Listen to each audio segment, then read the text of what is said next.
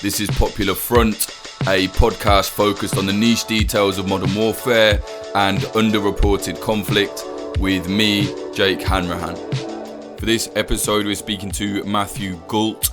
He's the host of War College podcast and a journalist. He covers everything from nuclear armaments to strange situations with war and gaming. And today he's going to be talking to us about this scandal within the US military's esports division, which sounds absolutely mental, I know, but it's weird. They've been trying to use esports as a means of recruitment and saying, no, that's not what we're doing, when it very clearly is. Matthew's going to tell us all about it. If you like what we're doing at Popular Front, please do consider supporting us at patreon.com/popularfront. So yeah, man, I see all this madness on Twitter, like the most cringe thing I've ever seen in my life, where fucking US Military Esports is trying to act all like gamerish and stuff, and then like Discord and Twitch are like, ooh, like replying. It's the most cringe thing I've ever seen. What the hell is going on with the US Army Esports team? I mean, that's funny because that's where it starts, right? It starts on Twitter. That's when everybody notices when the U.S. Army Esports official brand account is, doing the ooh emoji, talking to Discord's brand account. But to really like kind of get into it, we got to go back a few years, because like everyone's attention has been on the U.S. Army's esports initiative and the Navy, the military, really, the whole Pentagon's esports initiative in the last few months. But it started a few years back. And really what's happened is that the American military has a recruitment problem. And it's not like the traditional kind of recruitment problem we normally think about with them. They're having a problem getting young tech-savvy kids in the ranks, which they need. The amount of, the Pentagon budget has swelled, but the amount of personnel is down. They're spending money on weapon systems, things like the F-35, drones, that kind of thing. Stuff that you just can't get a kid off the street to train up and operate. They need a slightly different kind of recruit. Those people don't want to join the military. They've realized that spending money on television advertising and sporting events is not getting them a rate of return at all. And so the first real big push starts in 2018 to go into these digital spaces, to start advertising on YouTube, and to start building esports teams. And it's kind of where it starts. Right, so they literally are recruiting people from the army to play esports. What games, really, are they sat there playing games? Like, what? It just seems so weird to me. Well, it's different for every branch is a little bit different. And we know the most about the Navy. I'll break down some of the basics right now. So, the Army has an esports team. The Navy has an esports team. The National Guard has an esports team. Air Force has an esports team, but it's really sad. Marines don't have an esports team, but they're sponsoring esports. Space Force, still too early. I'm sure they'll find a way to get into esports later. So with the Army specifically, I know that it is a full-time gig. You're brought on to be part of this team, to go and compete in tournaments, and Twitch stream and spread awareness about how awesome Army life is. In the Navy, it's slightly different.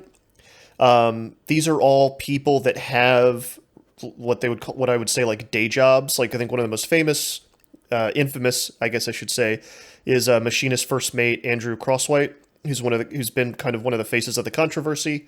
And so he's a Machinist First Mate during the day, and then at night he Twitch streams, and he's on this 3-year assignment where he is part of a recruiting initiative, although they push back against the use of the word recruiting, which is ridiculous, where they are on Twitch streaming, trying to, what they call spread awareness and do outreach to the gaming community, to tell them what Navy life is about. And hey, if you want to talk about recruiting, we'll redirect you to the proper channels. But that's not what this is about. It's about outreach and awareness, is what they say. And so they're on Twitch and they're playing like the popular games that are on Twitch. They're playing Call of Duty. They're playing League of Legends. They're playing Valorant and Overwatch. All the stuff that people like to already watch on Twitch. It's just that the military's doing it. Where did this come from? Why is this happening right now? It's happening right now because that's where the kids are, honestly. I mean, but like there's two different questions there, right? The first one I think starts, like I said earlier, in 2018, where the Navy spends a gigantic amount of money on a advertisement during the Super Bowl, and it doesn't get them many recruits. And they've been open about this. And they're like, we spent all this money on this Super Bowl ad, and nobody came from it. We didn't get any recruits. Like, it was bad. So the next year, they completely reconfigured their budget and started putting tens of millions of dollars into digital. So like in 2020, 95% of the Navy's advertising budget, which is about $30 million, is all being spent online. One of those initiatives is this recruitment stuff. And so there's that, and like why people took notice and like why it's become cringe and like why it's become such a controversy is like a whole separate story that I can totally get into if that's where you want to go right now. Yeah, no, definitely. Okay, so June 3rd, like they've been running since 2019. All the different streams have been running. Like I said, Air Force and Air National Guard, or Air Force and the National Guard streams are kind of sad. The main ones that people are really paying attention to and have been running since the late 2019 have been the Army and the Navy. So June 30th, June 30th, the U.S. Army Esports team's official Twitter account starts interacting with the Discord's Twitter account. And it's when you get that cringe moment where the Army tweets "ooh," the little cute face with the heart emojis, and then everyone on the internet kind of looks at that. It was like all eyes, like the eye of Sauron, just like shifting over, and they're like, "Hey, wait, what? Why does the Army have an esports team? I didn't know the Army has an esports team. Why is there... Wait, they've got a Discord? Why are they doing this? Why is it tweeting cringe? What's going on?" Like, if you look at that tweet, it has thousands of more likes and, like 4,000 replies, which is way more than anything else that's going on in that thread. That's, like, to me, when the pushback starts. So from there, people start figuring out that, like, hey, they have Discord channels. Do I need to explain what Discord is? I mean, I think by this point people know what Discord is. For anyone that doesn't know, Discord is basically like it's like a chat room server program for people to generally link up and talk about gaming and like configure what they're gonna do in a game or whatever. But generally, people just use it as a chat, right? Like we have a popular front Discord. Yeah. So for similar purposes, the Army and the Navy and the Air Force, they run these Discord servers. So they can communicate with people and like coordinate their Twitch streams and stuff, shit like that. I forgot that I can curse because I'm on Popular Front, which is nice. So people start going into the Discord servers and seeing how quickly they can get banned. It's a speed run. Like video game communities do speed runs where like you try to beat Super Mario Brothers as quickly as possible, and there's world records for it, and it's a competition. So using that language, they go into the Discord servers to do speed runs to get banned, and they start posting their times on Twitter. I fucking love that. So they're basically, that's like an old school raid. I remember like I'd be on message boards back in the day and we'd like raid, we used to raid, this one message board I was on, we'd raid Stormfront, that fucking Nazi forum, and just post so much mad shit that would really anger them. I love that is kind of still happening, but it's trolling the US military. Yeah, it's that thing with like that kind of energy. So you go in there and you talk about like My Lai, and you bring up the MSF hospital destruction in Afghanistan a few years ago, just asking uncomfortable questions about U.S. war crimes. Like just that kind of thing. And eventually the military will will ban you from the chat. Okay. So that starts happening. And then around mid-July, this guy named Jordan Uhl, who's a progressive activist who's worked previously for Media Matters, and he's also a Twitch streamer and a gamer, sees these speed runs and is like, that's interesting. I didn't know that they were on Twitch and that they were streaming. This is bad. This is my community. I don't like military recruiters being in my community. He's got very strong political feelings about this. And he goes into their Twitch stream and does the same thing, basically. Goes on their Twitch stream, starts asking these kids uncomfortable questions. And it's really funny. Like, one of the first, I call them kids, these soldiers, uncomfortable questions. And it's really funny. One of the first big clips that got passed around was Uhl trolling this guy who's the leader, or was ostensibly the leader of the Army Esports team, who's a 12-year veteran and a Green Beret, and always plays with his Green Beret like on his head. And he's on the chat, he's on the stream talking about how everyone's being mean to his social media manager and how he's going to kick their butts. And then these chat starts coming in asking about war crimes, and he gets mad, and he starts banning people. And so, it becomes a thing. Like, Uhl and other people start doing the same thing. They start going into these Twitch streams, like they were going into the Discords, and asking uncomfortable questions and seeing how fast they can get banned. Well, this is when things get, super bizarre to me. I mean, the whole thing's very bizarre and funny, right? But it just, it just feels like every day is a new disaster in terms of public relations for the military. Because, Uhl isn't dumb. He's a very smart guy, and has contacts with First Amendment lawyers. And so what happens is, if you're either in the military or a politician and you're operating online in a public way, like a Twitch channel or like a Twitter account, you can't ban people from saying things that you don't like, right? Because of the First Amendment. We have an amendment in this country that you're not allowed to squelch speech. And it's been argued in court, there's precedent for this, that if you are a public figure operating like a Facebook page or a Twitter account or a Twitch stream, you can't just, you can't block people from engaging in speech that you don't like in that space. Famously, the Knight First Amendment Institute took this to court with Donald Trump for him blocking people on Twitter, and the ruling was that he can't do that. There's one recently, Patreon is actually going through a situation like that now because, they kind of bent to the will of the kind of woke pylon and started kicking people off of Patreon. And I read that some Californian judge was just like, you can't do that. You could, just because you don't like what they're saying, they're not actually infringing on the law, so they can't do it or something. Yeah, they're going after, this is kind of a tangent, but I'm curious. They're going after people that are making 18 and up content on there too, right? It's been really inconsistent about what is and isn't appropriate, quote unquote, according to Patreon, right? Yeah, it's weird, man. Yeah, so sorry, carry on, you were saying. So then the Knight First Amendment Institute, the ACLU, start taking a look at this, and they're like, hey, wait a minute. Y'all can't just do this. You can't just ban people.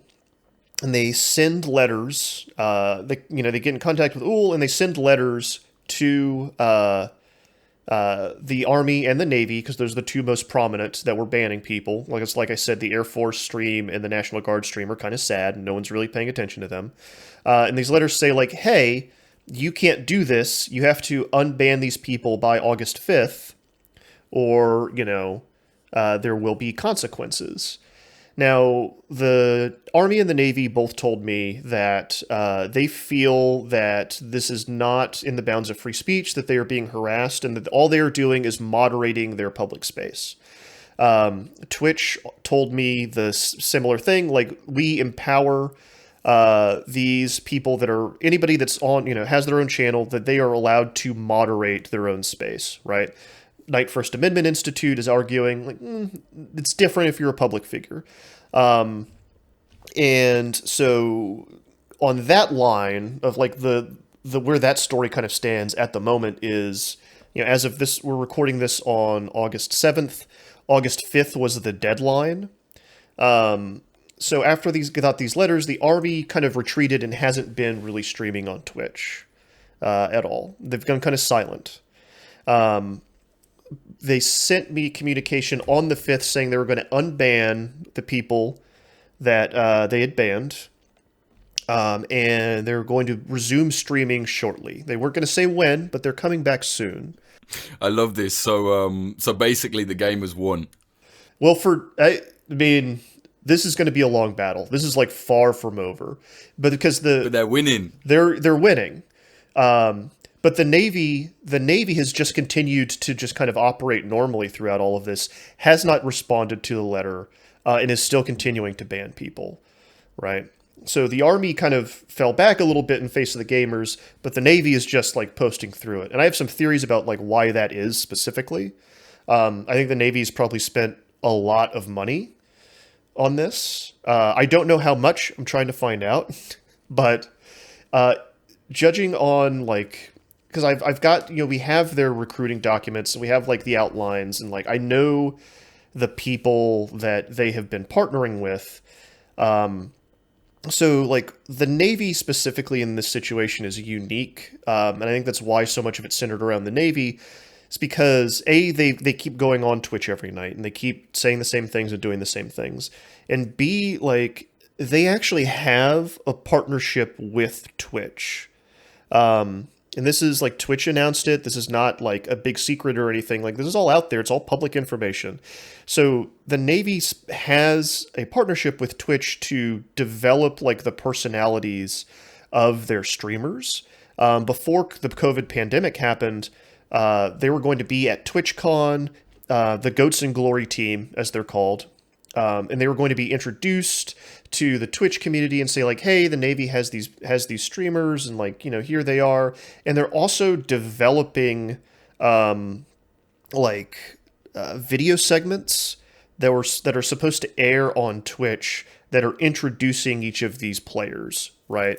And I don't know how much money that cost to get like that kind of deal with Twitch, but I can't imagine it was cheap, right? Did you just say they're called Goats and Glory? Yes. So the U.S. Navy has like a long tradition of being associated with goats. Often there were goats on ships. There are a lot of like stories, some apocryphal, some mythical, some true, of like sailors kidnapping getting drunk and kidnapping goats and bringing them onto ships. I literally thought then, he's going to tell me the Navy have been fucking goats. I'm glad you said kidnap. I mean, those are your words, Jake, not mine. Cancelled. But yeah, so, and like the symbol for the esports team is this cybernetic goat.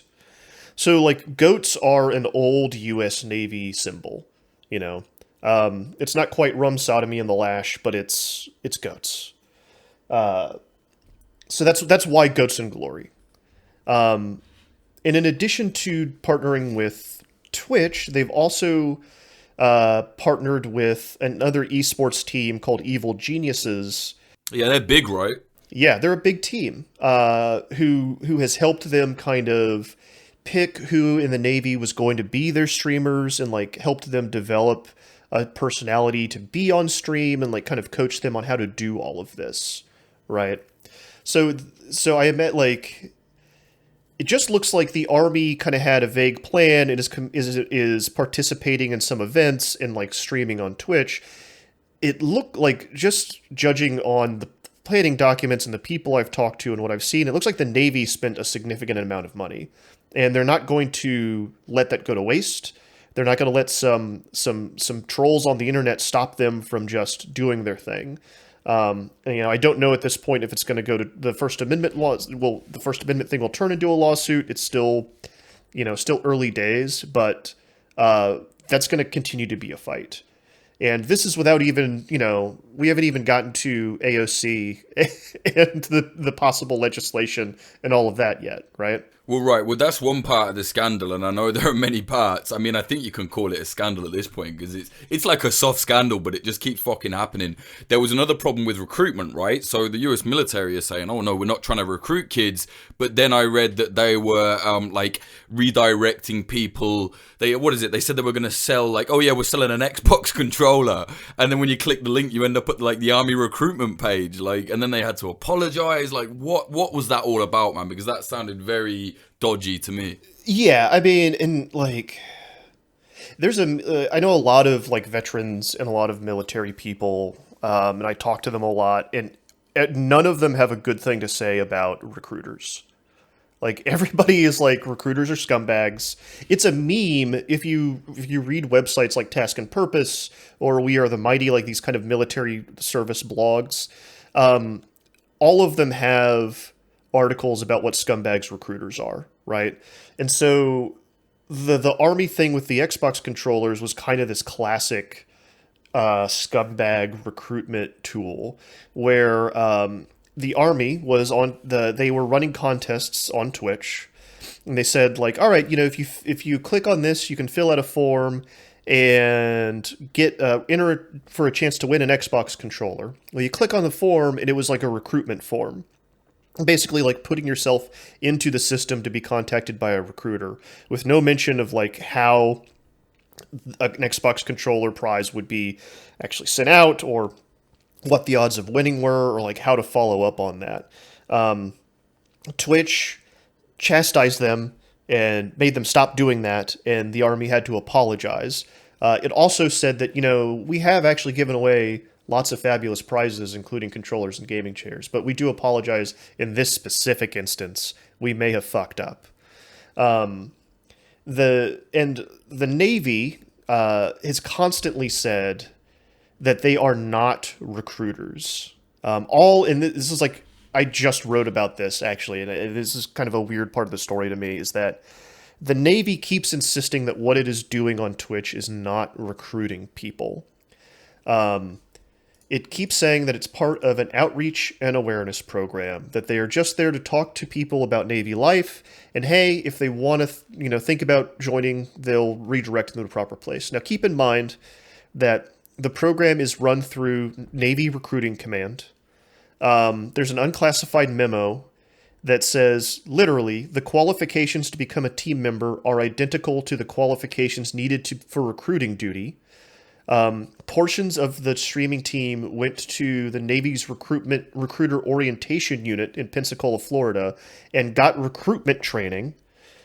So, and this is stuff that's all public. And so gamers watch this and they see these streamers talking out of both sides of their mouth and being disingenuous. And I think we should just give people an idea. If you haven't seen this is not like, Jim like sitting in his house streaming and being like, oh yeah, I'm in the military. They're fucking sat there in uniform and stuff at times, right? Yeah, I would say uniform is though they're in their Goats and Glory uniform. Yeah, this pathetic team. Exactly. So to describe the uniform is another bizarre part of this, is like, have you ever seen like an esports team? They have like a branded jersey so they look like they're on a football team or something like that, right? This is what both the Army and the Navy are wearing. They have like their military esports jersey on. Now the one guy I have seen like be in like some form of uniform on stream is the Green Beret 12-year vet who is on the Army. He will be on there with his with his hat on, and present himself more as a military figure. But typically, like, they're in uniform, yeah, but it's the uniform of the esports team, which is sad. Like, it feels sad and strange. Well, yeah, it does, man. And I've nothing against esports. I really like esports. I think it's great. And I sure know if I had my time again, I would have gone into something like that instead of journalism, because it seems to be very lucrative and fun, for one. So I have nothing against esports and streamers and that. But, we've got a lot of military former and currently serving, like US military, that listen to Popular Front and, reach out to me, a load of good guys and women. And they've said, like you said, everyone I've spoken to about this, they're just like, yeah, it's an embarrassment. Why are they doing this? And also there was a thing on Twitter where they're like, okay, boomer. And then like someone retweeted it and was like, yeah, this is how they talk to like old veterans with PTSD. And it's like, yeah, like it's just not the arena, I think. Their job is to murder people or kill people for whatever, national security, whatever it is. I'm not like ragging on them, but I don't know, it doesn't feel like the arena to be doing esports to me. It's weird. Like there's a cognitive dissonance there in some way, right? That's why that's a big part of why I think this feels so cringe. Is it's like and especially like in America, the perception of the military for 20 years has been, I think, like codified around this myth of the Navy SEAL. Like when you think of the American military in the mythic context and like what people want to aspire to be if you're in the military, like the dudes near where I live in the South, right? They think of American Sniper and the Navy SEAL. And then you've got these kids, I keep calling them kids because that's what a lot of them look like, honestly. Well, a lot of them are. They're very young, man. Yeah, a lot of them they look very, very young. You've got these Twitch streamers that are just... And it's funny because they are more representational of like what the military, especially places like the Navy, actually look like. Just like they're nerds with a day job that happens to be like doing technical service on a submarine, right? Or like watching radar. Those are the people that are streaming. So that's that's the image that they're putting out there, and a lot of them are like not super charismatic and don't really understand like how to deal with this pushback. And like I don't think the military broadly understood like what it meant to be online, right? And what it would mean for the US military to be recruiting in these spaces, and what these spaces probably thought of the US military. And so they're just not equipped to handle criticism at all. And it's not going well. Which kind of speaks to another part of this that I think is really interesting, is that and why the AOC and like the legislation piece of it is so fascinating to me is that... Yeah, sorry to cut you in, but just explain that thing with AOC. I've actually missed that. I didn't know what she has said, what this legislation is, what's happening. Okay, so July 22nd, which is the same day that Knight First Amendment Institute sent the Army and the Navy the like desist letters, AOC introduces an amendment to a funding bill in the U.S. House. Now, this is a big bill that sets aside, like, it basically earmarks money for a lot of different things, including defense. So AOC's measure said the Pentagon, any money that was set aside in this bill, the Pentagon could not use it to, quote, maintain a presence on Twitch TV or any video game, esports, or live streaming platform. And she had said publicly several times that the reason for this is that she feels like it's gross for the military to be recruiting on Twitch. There are kids there that are under 18, 17 years old, like as young as 13 and even younger. That war shouldn't be gamified, is not a game, and this is not the place for military to do recruiting. And I'll say that, AOC is a gamer. She plays League of Legends, so she understands the space. And she's also big, like, as a lot of other progressive politicians in America are, on like having a conversation and pushing back against the military recruiting in places like high schools. So she's often talked about that. So this is like an extension of that. Okay. So this amendment goes to the House floor where she gives a speech defending it. It's rebutted and then eventually fails. But it fails like 292 vote against it, 126 people vote for it, which was honestly to me like surprising. I never thought something like that would get that amount of attention. But it's part of this changing conversation in America about the military. And because like, man, for 20 years, like basically since 9/11, it's been sacrosanct here, right? And that I feel like watching this stuff, I'm like, this is changing now. We're actually starting to have conversations about like critical conversations about the American military, and like gamers are leading the way. That's great. Yeah, it's amazing, man. I mean, there's a lot of hate around gamers just because of like internet nonsense. But there's some very smart people in that community, and they're very good at organizing. Do you know what I mean? And I think that's probably a part of it as well. Yeah, absolutely. Right. It's like after the 2016 election and like all that Gamergate shit, we had this bad taste in our mouth about like politically activated gamers. But it's like gamers are just like anybody else. They're not a monolith, right? They're not everybody who plays video games has the same political opinion. There's a wide range of opinions, and they're great at organizing. They're great at persevering. There's all these skills that make them uniquely good at like political organization and activism. Amusingly, also the same skills the Navy has said that it wants to acquire for various technical jobs. But it's been really encouraging to see like the military enter this space and to get like real organized political pushback. And like some of it's shit posting, but it's like shit posting for a good cause, and that's heartening. Well, yeah, exactly. And that's, I don't know, you're like me, you're kind of very online, and we I grew up online and shit, and in these kind of edgy community funny stuff, blah blah, and underneath a lot of that shit posting, as you said, there is actually like serious issues. Now it's nice to see that the serious issue is like pushing back on military recruitment within video games, whereas normally it's just like some horrible fucking Nazi stuff. But like, I think it's a good thing. You know what I mean? It's like, I don't know, Popular Front pro gamers, you heard it here.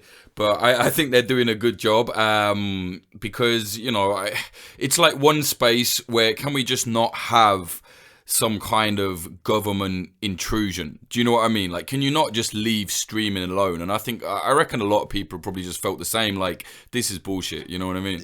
Yeah, but the shitty thing is like they're not going away, man. They're not. This is where the kids are now. This is where the people are. So like they're gonna be in this space. So what we're seeing is the negotiation of like how they're going to operate, but they're not going away. I would be super shocked if the gamers were able to actually completely push them out of Twitch. Is there any sign that any of this recruitment is actually working? Now, I know they say it's not recruitment. It very clearly is a type of recruitment, whether they're directly sending the links or not. It is a type of recruitment push at the very least. Are we seeing any like positive shift from it? Like, do we know if they've got any people signing up, or is there like, a lot of like, thank you for your service comments as well as the trolling? It's funny. I see very little of like the thank you for your service stuff. I don't think those kind of people are in those channels watching it. It is like every time I pull it up, the first thing I always see is someone asking about like Eddie Gallagher, right? It's all like it's that kind of attitude almost immediately. And as far as like recruitment numbers, I'm trying to shake some of that stuff loose with FOIAs right now, but like traditionally, there's this kind of cycle when you're reporting on military recruitment, and I went through this back in like 2016. As I went to the Daytona 500, this big NASCAR event, to watch like how the Air Force recruits and like spends money to recruit at like this big sporting event here in America, where you like the journalists first, they figure out like how much money's being spent, and then they start asking questions about like, well, what's the rate of return? Like, how many people are you actually signing up here, et cetera, et cetera. And then inevitably the numbers don't pan out. And then the military pulls back from whatever space that was in. And you saw this, I think, most recently when people started figuring out that like at American football games, if you had this big flag raising ceremony and, this big military event there, well, the military had paid the NFL millions of dollars to hold that event there. And then people would ask like, okay, well, what are the numbers? Like, how many recruits did you get from that? And then they'd be like, well, not very many. So I don't know yet what Twitch, like how many recruitment leads they're getting from Twitch, but I'm working on it. but FOIAs can take a long time, right? But my guess would be that this is probably not going super well, honestly. Yeah, it doesn't look like it. What kind of response are you seeing? Like, if you reach out to them, what have they said themselves? The US esports military people. They are unfailingly polite and a little bit defensive. I don't think they, just judging on like the communication I've had with them, I don't think they. This part of it speaks to like this disconnect between the civilian and military population in America. I don't think they understand what the big deal is, and I don't think they're like, they keep trying to tell me like, hey, we're not recruiting here. This is very specifically what we're doing. Like, why can't people understand this? And they don't seem to grasp that like people think of them as like lying and talking out of both sides of their mouth. I think it's like, again, the American military is so used over like 2 generations of just deference from the American public and being able to go to a football game and everyone cheers them on, that when they go to a space where people are being critical of them, they don't know how to handle it. And they're just kind of trying to, I mean, they've been very polite. They've answered all of my questions that I've ever asked them at length. But it's always like very. It's almost like when you deal with like a corporate rep for like a PR company or something, where there's that remove there where you don't feel like you're talking to a person. That's kind of what it's been like. Now the streamers themselves online, they keep falling back on this line. They keep saying the same things over and over again as people keep pushing them, but you could hear them getting annoyed and frazzled. Like, it's in their tone of voice, They keep saying, like, people come on, they'll ask about war crimes, they'll be like, hey guys, you can't do that, I'm going to have to remove you from the chat. And then like, hey, are you guys recruiting? Like, nope, we're not recruiting. We are part of an outreach and awareness program. We are here to play video games and talk about Navy life. And it's just like, you can hear them going through a script, right? That they've now memorized, that's supposed to be in response to whenever someone asks them if they're there recruiting. The irony is, if they want to be really doing outreach as they claim, they should actually be open to talking about war crimes and saying like what happened. I mean, I know it's obviously US military, they're never going to do that, but it would actually have some more resonance with the youth if they went, yeah, actually there was a really fucking terrible incident. It's a shame it happened. We're very sorry it happened. Like, sometimes they do come out and say like, this was a mistake or whatever. Yes, 100%. And I think that like there's it's weird to, like, what I'm going to say is weird, but I think it's kind of true, is like, in online spaces, especially when you're trying to develop these parasocial relationships on Twitch, right? You have to be, maybe honest is the wrong word, but like genuine. And if you feel fake, everyone will hate you, right? If it feels like you're putting, like, we all know that it's a show. But if you're not genuine, and I don't feel like, if I'm watching a Twitch stream and I don't feel like the person on the other end is like having fun and is actually engaging the audience and is being like genuine, then the whole thing falls apart. And so watching the Navy do this, they don't seem to understand that. And so, yeah, if they would just say like, it would take like 1 minute for them to say like, you know what? Yeah, we're under Navy recruiting command. Technically, we're not recruiters because we're on a Twitch stream assignment, and that's not a recruiting assignment. But it's the same basic thing, right? Now, like, let's move on and play some Call of Duty. And like, yeah, that Eddie Gallagher stuff, that was fucked up, and it's terrible what happened, and I can't believe like what happened to his platoon mates were hung out to dry. And like, actually have conversations about this stuff. Yeah, definitely, man. Maybe just explain that Eddie Gallagher story, just for anyone that doesn't know. Fair enough. So Eddie Gallagher was a Navy SEAL who was credibly accused of war crimes by his like platoon mates. His other Navy SEALs turned him in. He was doing stuff like he would allegedly kill women and children, like snipe them. He would famously, he like took trophy pictures of himself with dead bodies, which is like a on the books war crime. And, he was being, so all the prosecution was going forward, and then Trump pardoned him and completely let him off the hook. And much to the obviously awful for all of the people that he murdered in combat, and then also terrible for, because Navy SEALs are like thick as thieves, right? They you have to be pretty awful for your fellow Navy SEALs to turn you in. You have to be a double plus scumbag. And so they end up feeling betrayed. And so Eddie Gallagher gets brought up a lot on the Navy stream because it's a more recent U.S. Navy or U.S. military war crime. Yeah, an absolute piece of shit, basically. So much so that even his own fellow Marines, who, I know Marines, and their sense of humor and their level of basically enduring very, very awful things when they probably shouldn't be, is high. So like you said, the fact his fellow Marines were like, this guy is fucked, gives you an idea. I mean, we might even do an episode on that guy because he's just such a disgusting human being. But yeah, man, thanks very much. Is there anything else you want to mention about this esports situation? No, I think that covers it pretty much. Just that it's heartening for me to see again, that we're changing the conversation about what it means to have the military in American life, and that it's being led by gamers. I love that. Gamers rise up. Right, so you're from War College, something definitely inspired me to start Popular Front. Been listening to it for years, man, since I first started at Vice. I think around them times I started listening to it. You're rebranding, right? Angry Planet is coming. What is that?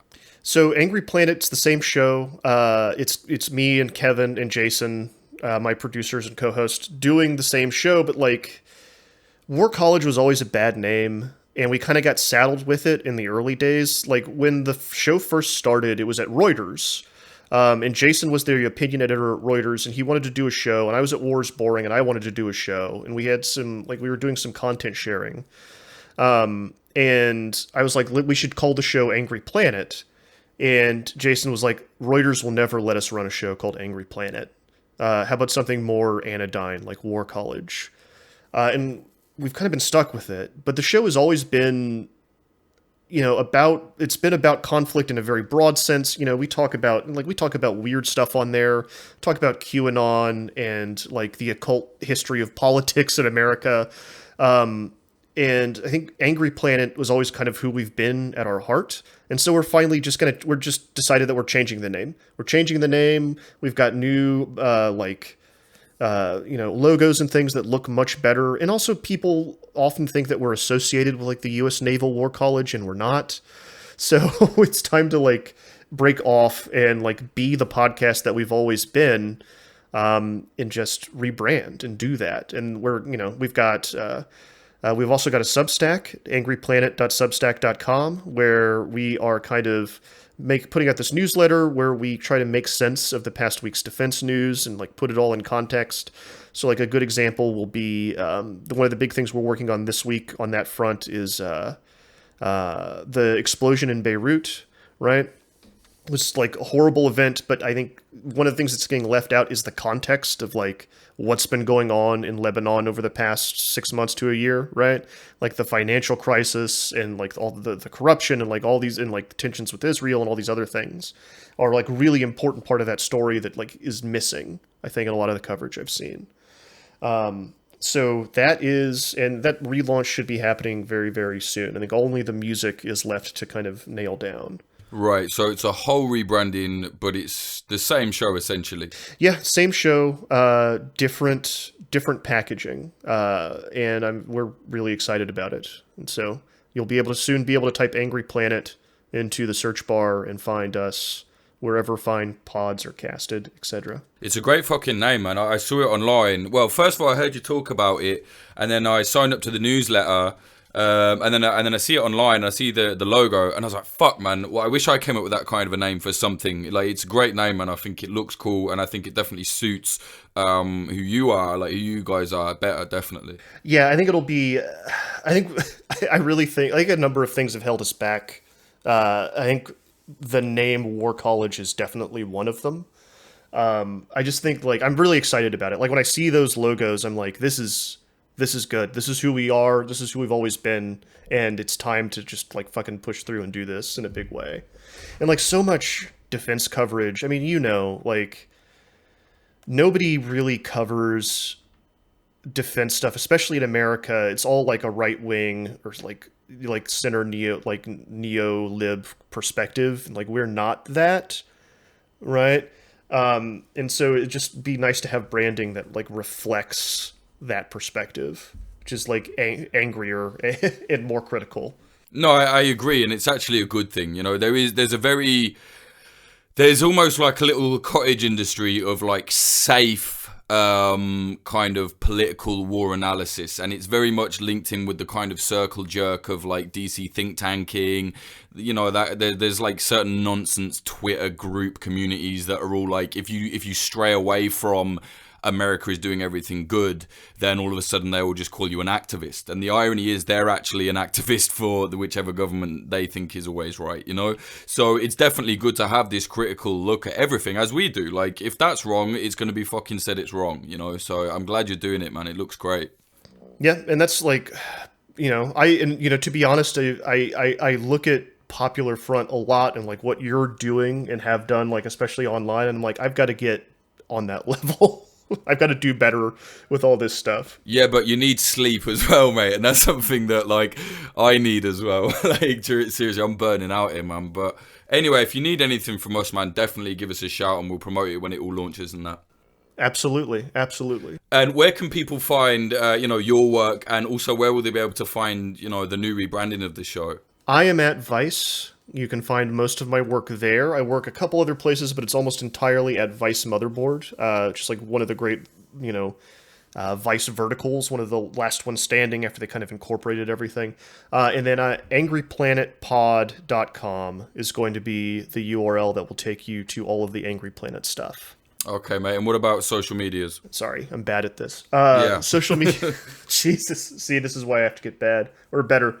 All right, so right now we're still at War College Podcast, War_College on Twitter, and Facebook.com/War College Podcast.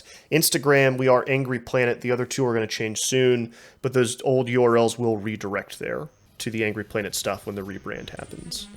Cool, and you're at MJ Gault. Yes, MJGAULT on Twitter. Brilliant. Okay, mate, thank you very much. Appreciate that.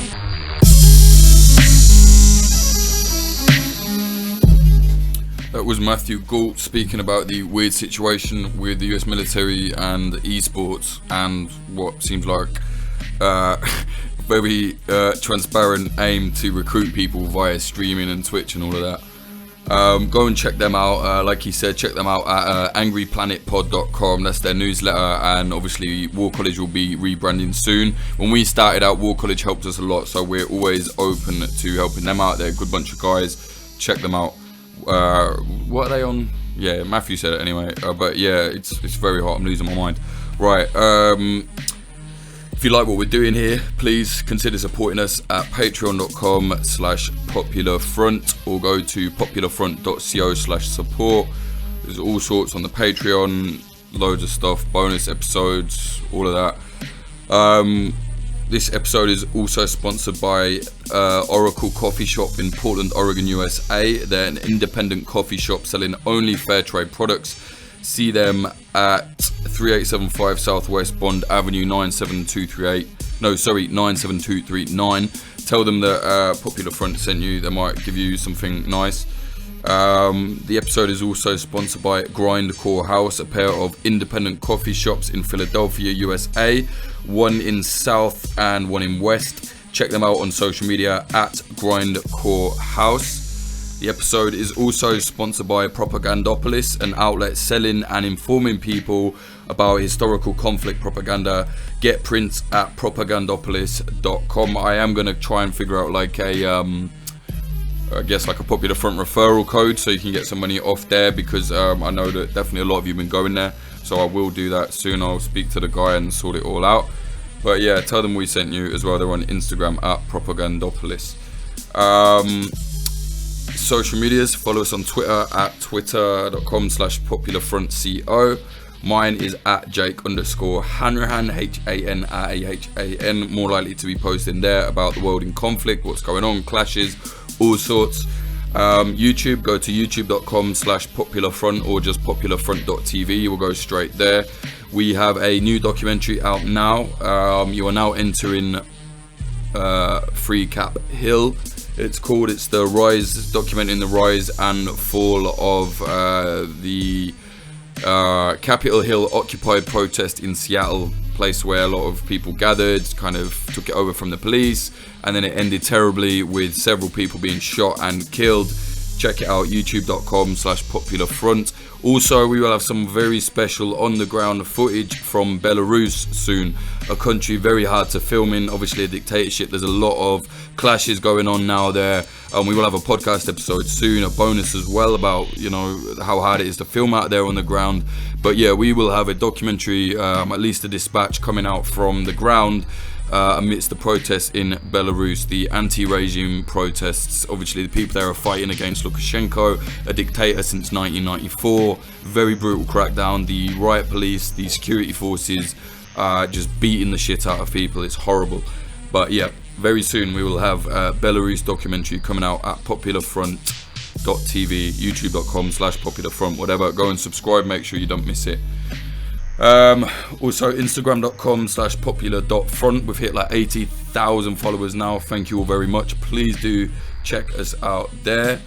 Or you can go to the website popularfront.co. That's where basically everything is gathered. You will see the podcast, you will see the documentaries, you will see articles, and then also you'll see a link to go to popularfront.shop, which is where you will get merchandise, support us and look cool. popularfront.shop. Thank you very much to the following Patreons: K. Hardy Roberts, Alexander, Nicholas Butter, Ron Swanson, JD, Jav, Bastian Germello, Rick Mayer, Ian Froese, James Cully, Michael Akakan, Ethan Reyes, Fitz Madrid, Joe Watt, Alex Northrop, Ed Coulthard, Johnny LaFleur, I've lost my place, Clayton Taylor, Hugo Newski, Maxwell Burke, Anthony Kobarak, Michael Barone, Dong Wayne, Scott Hopton, Liam Williams, Fragile Feeling, Chris Cusimano, Sebastian, Degenerate Zero Alpha, DR, Trey Nance, Charlie, Olin Thorne, Amy Rupert, Rubicon, Prashant Singh, Azad, Frank Austin, Amelia Me, Christina Rivetti, Moody Al-Rashid, Bill Wilson, Andrew Hurley, Vida Provost, Brian McLaughlin, Ari from the Discord, Young Wasabi, Sarushe Hawazi, Tony Bin, Adam Bergsnyder, Scartoon Music, Stephen Davila, Patrick Bronte, Dan Dunham, Fletcher Tate, Chad Walker, Diana Gorvanek, Q-Ball, Lawrence Abrahams, Peter McCormick from What Bitcoin Did, Emily Molly, Axel Iverson, Christopher Martin, Ryan Sandercock and Joanne Stocker. Thank you all so much. I know that's a lot of names now, that's a lot of support we're getting. Thank you all so much, really appreciate it. If you want to support us, go to patreon.com/popularfront. You get everything, bonus episodes, access to the community Discord, narrated articles, access to the Too Cool for J School educational series, which will help you on how to be, inform you on how to be a journalist, help you, tell you all sorts of stuff about how to stay safe in a clash, tell you about how to look after people if they're hurt in a clash. There will be lessons on how to identify firearms. There's going to be loads there. Patreon.com/popularfront. Sorry, I'm so hot, so I sound like I'm dying, but the intro is by Home and the outro is by Sam Black. See his music at samblackpf.com.